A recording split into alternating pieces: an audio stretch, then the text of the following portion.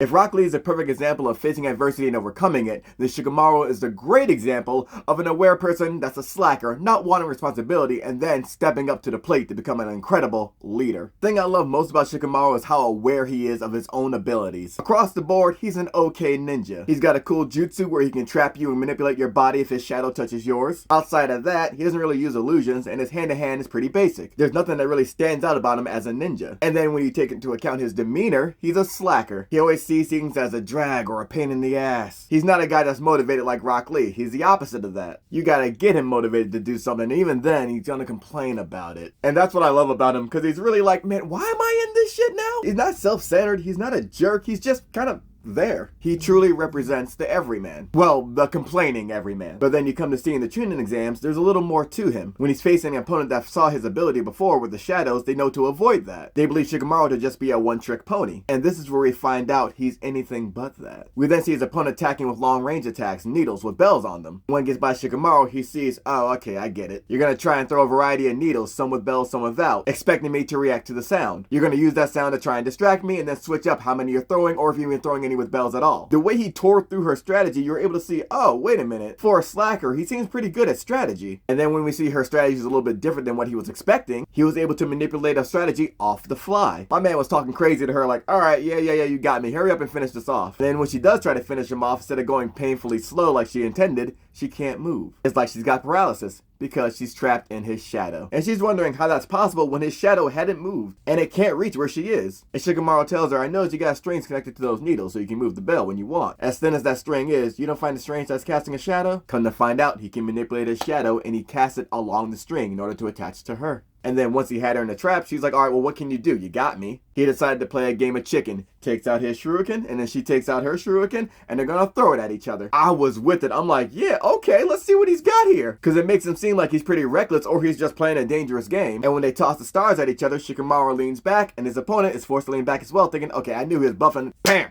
Nails her head against the wall. She didn't realize the positioning he had her in, which is what Shikamaru was going for the entire time. The kid is crafty. And we get to see just how crafty he is in the semifinals of the Chunin exam. Everybody's there to see Sasuke versus Gaara. Naruto just put on a banger with Neji, and your boy Shikamaru's on the undercard match against Temari. He gets pushed in there and everybody's like, oh god, this guy's up. They're not expecting much out of this match, and neither is Temari. And Shikamaru don't even want to be here, but since he's here, he's ready to throw down, because you gotta do what you gotta do. I love that about him. He might not like what he's gotta do or want to do something, but it is what it is. He'll always roll with what's gotta be done. And we already saw how Temari got down in the first part of the Chunin exam. She starts spamming this dude with attacks and Shikamaru's changing positions and moving. My man is taking things slow and hiding, and it seems like he's running away. And people are getting angsty because they want to see an all-out brawl because Sasuke and Gaara was supposed to be next, but since Sasuke is running late, this match is up now. Meanwhile, he's staring at the clouds like, oh god, I wish I was a cloud, man.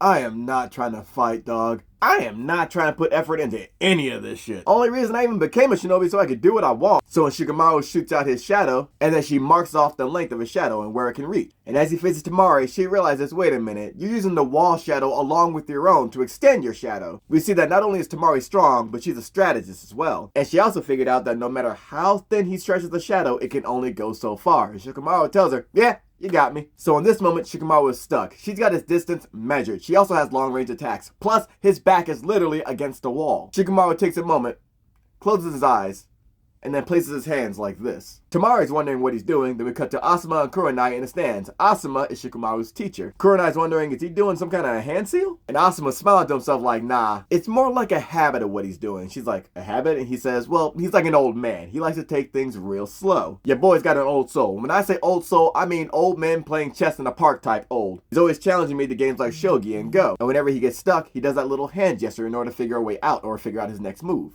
Kurenai is like, okay, that's cool, but this is a real fight. And he tells her, I mean, you gotta use strategy in a real fight as well. And this kid, he's got the mind of a great general. Kurenai is like, yeah, I saw his test scores. They are worse than Naruto's. Asuma tells her, yeah, you're right. He said it was too much effort to move his pencil. Now, I never said he wasn't lazy or a slacker, but he's so good at strategy games, I had to have him take an IQ test. Now, I didn't tell him it was an IQ test, and I designed it in the form of a game so he would actually do it. This kid scored off the charts. He has an IQ of over 200. My man's beyond a genius. Shikamaru opens his eyes, because he's ready to boogie. Temari ain't gonna let that happen. She opens her fan and starts spamming her wind attacks. Shikamaru gets out of her line of sight. He throws a bunch of kunai at her from different angles and throws a shadow at her once again. And she's like, okay, I already know it's gonna stay right here. Why do you? Oh boy, he's going past the line. The shadow can move way past the line now, actually making her maneuver away from it, and she's got to dodge it. And once the shadow reaches the limit, Temari realizes, oh, I see what you did. You weren't just hiding. You were biding your time. You were waiting for the sun to get lower so you could extend the length of your shadow. Temari's focused on the shadow on the ground, saying, okay, this is the new length now. She doesn't realize that there's something different about Shikamaru because he's not wearing his jacket. And it's not until her brother shouts out, yo, look above you. She sees that there's something above her, not really knowing what it is, but it's casting a shadow. And that shadow is now on the shadow that Shikamaru was extending. It's making it even longer now. It's adding extra length to the shadow. So once again, Temari has to move and dodge and dodge and dodge. And once we see her within that limit, she marks it once again and then puts her fan in front of her, open, so Shikamaru can't see behind it. She's coming up with her own strategy, like, alright, he can't see what's going on behind here, so what I'm gonna do is I'm gonna throw out a clone, he's gonna fall for that feint, I'm gonna go up and then coming at him real rap raw to his face. It's a great strategy, one she doesn't get to put to use because she just got caught in the shadow. Temari's wondering, how did I get caught in the jutsu when I'm beyond his reach? Shikamaru tells her, you're probably wondering how you got here, huh? It's okay. You can take a look behind you. She then sees the shadow coming out of a hole from behind her. Shikamaru reminds her that the hole that's in front of her is the same one Naruto dug and then came out the other hole to surprise Neji. They're connected. He just sent his shadow down underneath. Temari is trapped and Shikamaru starts walking toward her, which makes her walk toward him. The girl's helpless in a moment and she doesn't know what Shikamaru is going to do. And then he suddenly just starts raising his hand, which makes her raise her own hand. And then Shikamaru says, alright, that's it. I forfeit. Everyone's surprised except for Choji, who was calling it the entire time. Shikamaru saying, yo, I reached my chakra limit. I can only hold this thing for about 5 more seconds, which sucks because I had 200 moves planned out in order to get the victory. But here we are. And the crowd that was booing them before has now turned around like, yo, this was actually a pretty good match. They put on a classic. And the higher ranks watching this, the Chunins and the Jonins are like, yeah, even though he forfeited, he captured the enemy. That's what counts. So we see your boy's really great at strategy, but he's just lazy and a slacker. But then later on, when the audience gets put to sleep during the Chunin exams and the invasion happens on Konoha, Kakashi tells Sakura to wake up Naruto and Shikamaru. Sakura wakes up Naruto, and when she goes to wake up Shikamaru, she sees he's over here acting like he's asleep. He already dispelled the genjutsu. He gets forced awake by Pakun, Kakashi's summon, and now he has to go and retrieve Sasuke, who's going to go fight Gaara. Shikamaru's like, I didn't tell y'all I was awake because I don't care about this. I could not care less about Sasuke, first of all. I am not trying to get involved, but your boy's involved now. While Sasuke's being tracked by Pakun, who's got his scent, he also realizes, yo, we're also being tracked by 2 squad teams of 8 people. No,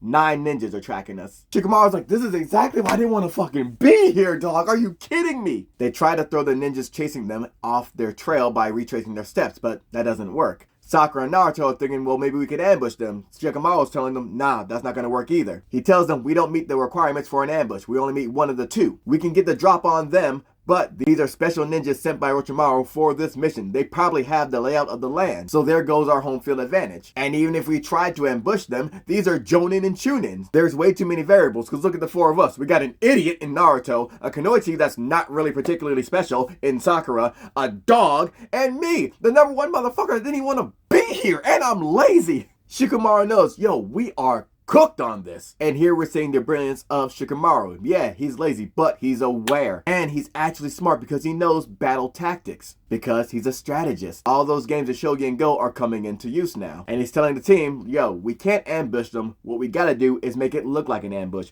Someone has to stay behind and create a diversion. It'll buy the group more time that advances. However, the person that stays behind more than likely will die. I love this scene because we see the reality of the situation they live in. Shikamaru is already aware of this. But we see Naruto and Sakura being like, ah shit, Shikamaru's an ass. So, who's gonna do it? The dog has to go to follow Sasuke. So who's it gonna be? And this scene is so cool because, yo, who's gonna choose to stay behind and die? Everybody's struggling with the situation and Naruto's like, okay, I'll stay behind, and Shikamaru cuts him off like, it's me. I have to be the one to do it. They're wondering why it has to be Shikamaru, and he tells them, I'm the only one that can do this. It's better than everybody dying. Plus, his shadow possession jutsu, it was originally designed as a delay tactic. And you already know when someone starts talking over the shoulder, shit is dire. And he's telling Sakura and Naruto, yo, don't worry about it. I'll catch up with you guys later. The fuck you will. He's essentially going to his death. He's aware of it as well. They all are. And Naruto gives him some encouragement. And my man's just like, yeah,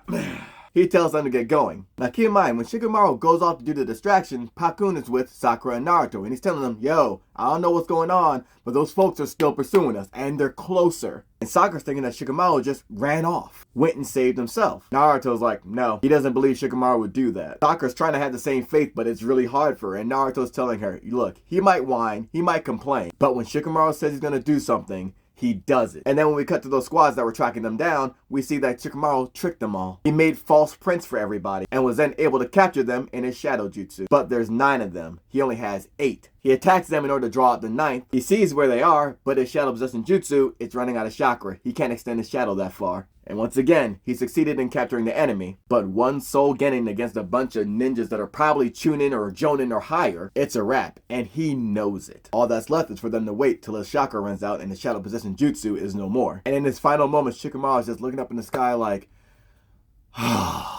all I wanted to do was just be an average shinobi. I wasn't trying to get any MVP awards. I wasn't trying to make All-Star. All I was really trying to do was, put up a few numbers. That's about it. Marry a girl that's not too pretty, not too ugly. Have 2 kids, a girl and a boy. I'd retire when my daughter got married and when my son became a successful shinobi. And I'd just spend my time playing shogi or go. I just wanted a nice, carefree, leisurely retirement. And then I'd die of old age before my wife, of course. And that's how I wanted to go out. But instead, I showed some effort, and now here I am in this freaking situation where I'm probably going to get jumped to death because child soldiers die every day. And when Shikamaru's time comes, he doesn't run, he doesn't cry about it, he just says, hey, looks like I'm at my limit. Now all those ninjas that are trapped are now free, and a ninja drops down right behind him. And the ninjas are watching like, yeah, cut off his head. Then when the smoke clears, they see that's not their boy. That's a ninja they don't know. But it's a ninja Shikamaru knows. It's his teacher, Asuma, who showed up with that tracker in hand, trench knives out, smoking a spliff. Asuma says, hey, looks like I finally caught up with you guys. And Shikamaru's like, yo, Asuma, whoa, how'd you get here? Asuma tosses dude aside, then proceeds to beat the brakes off all these ninjas, 1v9. Well, 8, because I'm pretty sure he killed the other guy. He then literally jumps into the fray and just breaks the dude's face open. He punched that man with everything in his soul, and his boys all just stood around watching it happen. One ninja was just like, oh shit, he punching motherfuckers in the face, then turns to Asuma and gets punched in the face. Asuma is beating the shit out of all these dudes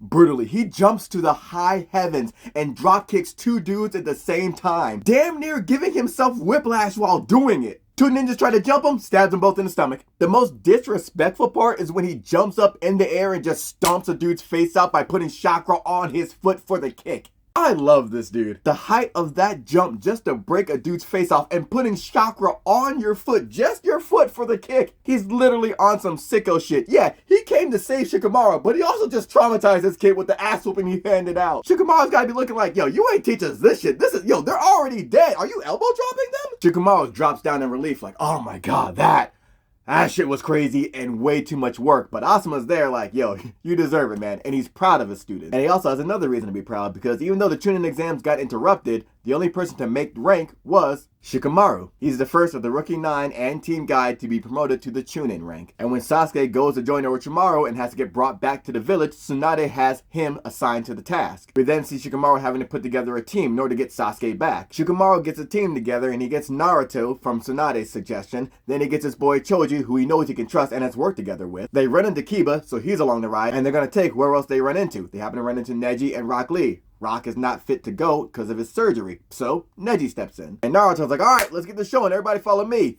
Shikamaru has to be like, hey man, I'm supposed to be the platoon leader here. And Naruto, of all people, is questioning if he's best qualified for this position. Oh, I'm sorry, did you forget the part where I saved you and Sakura from getting killed? And Kiba's saying, I mean, it's not really like us to take orders from someone that's so lazy, but... And it's Choji to tell everybody, hey, all y'all shut the fuck up. Shikamaru's the leader because he's the only one that became a Chunin, which means the elders recognize his talent. So why don't the rest of y'all bench players shut the fuck up? Neji's saying, alright, well, if you're the leader then, you got a plan for us? And he does, because this is a pursuit mission. And they're going to be playing the part of rescuers. We see Shikamaru came up with a tactic to best utilize everybody's talents. They're going to be moving in a specific formation. Yeah, your boy's prepared. And Rock Lee's like, yeah, yo, he already got a great formation off of this alone. And then he takes into account everybody's ninja tools to assess what they can use as well. And nobody has any questions. And before they get started, Shikamaru tells everyone, hey, there's one last thing I gotta say. For as long as I've known Sasuke, we ain't been buddies. Matter of fact, I don't even like this motherfucker, but he's a leaf ninja. Even though I don't like this dude, I'll still put my life on the line to bring him back because he's a comrade and that's our way. And Shikamaru tells him, I know I seem like I'm usually a lazy guy, but that stops today because I'm responsible for each and every one of your lives as well on this mission. Shikamaru's got a great plan. He's utilized everybody. The only problem was the people Orochimaru had guarding Sasuke. Each time they ran into a henchman of Orochimaru's, one had to stay behind to fight them so the others could advance. And everybody was in a fight for their life. Literally. Folks were getting pushed to the limit. And thanks to the intervention of Rock Lee, Naruto was able to pursue Sasuke. Meanwhile, Choji damn near died. Neji got hit. Remember when 50 Cent said it's clear that I'm here for a real reason? Because he got hit like I got hit, but he ain't fucking breathing? That was Neji, because that boy wasn't damn near breathing. Kiba getting stabbed in the gut by his dude, and Shikamaru stuck with his opponent. And things were looking dire for them, but with the intervention of the Hidden Sand Village, who are now allies, they were able to survive. And in a big case of irony, Temari is the one that saved Shikamaru. So now we're back at the Leaf Village and everybody is fucked up. Sasuke fought Naruto and Naruto's bandaged all the way up too. Sasuke escaped and Neji and Choji are in critical condition getting surgery. And here we see Shikamaru being hard on himself. My man's thinking, yo, this was an utter failure. Temari ain't making it any easier because she's sitting across from him like, yo, what are you out here showing emotion? What are you doing? Didn't they teach you to hide that shit? And if not, can you please hide it better because I can see you. I'm making jokes, but Temari is basically telling him, yo, remember your training, man. With every mission comes sacrifice. This is the life we lead. And considering the way everyone else ended up, Shikamaru got off lucky with a broken finger when he had to break himself to get out of a genjutsu. But remember, he's no longer being a slacker now, and he's responsible for everybody's life. Meanwhile, Neji and his boy might just lose their life because of this mission. And Shikamaru is telling her, training and reality are two different things. I thought I was ready for this. He thought he knew what it meant to be shinobi, what it meant to be ninja, but after this mission, as a squad leader, he realizes,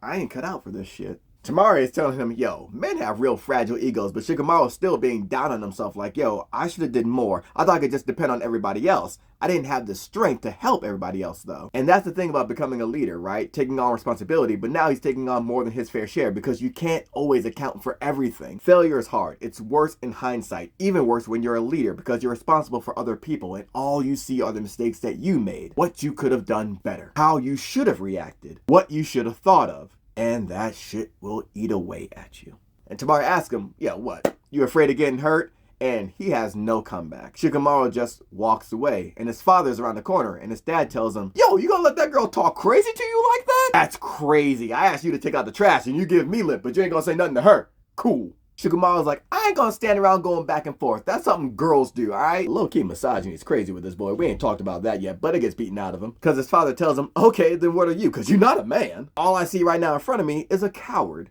You think if you quit, missions are just gonna stop? Okay, you step down. Someone else will become a leader, and it might be someone that's not as qualified as you. So how are you gonna feel when people get killed on what should have been your watch, and you could have been there to prevent that shit happening? What you have right now is an opportunity to reflect on your failure and make better decisions to know what you can do next time. You're not gonna be helping your friends by running away. Why not make yourself stronger for their sake so the next mission goes perfectly? There's really only one choice. You're either a leader or a coward. So which are you? Keep in mind, Temari's around the corner like, God damn! That's how your daddy gets down? Shit! And before Shikamaru can make his decision, we then see Tsunade come out saying, alright, Choji's gonna be cool. And Shizune comes out saying, alright, Neji's gonna be alright. Tsunade then tells Shikamaru, hey!